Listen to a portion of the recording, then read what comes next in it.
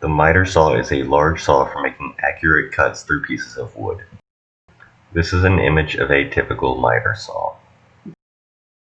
This is the blade of the saw. It is very sharp and spins at a high speed.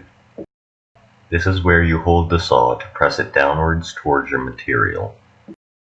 These are the clamps. They exist to hold down the material to be cut. If the material were to move during the cutting process, the cut would be messed up. The miter saw can be a very dangerous tool and is very capable of causing serious injury if you aren't careful. Firstly, always have a partner to help.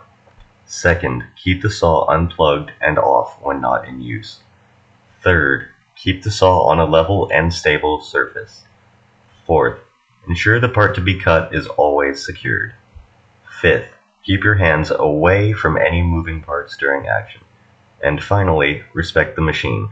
It is a dangerous tool and underestimating it can cause you to get hurt. We primarily use the miter saw to cut wood pieces for use in the construction of our mock field pieces, such as the receptacles our robots must score balls in during the infinite recharge tournaments. Okay, now say, for example, we need to cut this piece of 2x4 in half along this marked line. We would place the piece of wood on the bed of the saw and adjust the position of the wood to ensure the blade of the saw aligns with the mark we'll be cutting along. When we have verified that the mark on the piece lines up with the blade, we would then tighten the clamps on the piece to hold it in place. After checking that the piece still aligns with the blade, we would move to the next step. We would then plug in the saw and turn it on.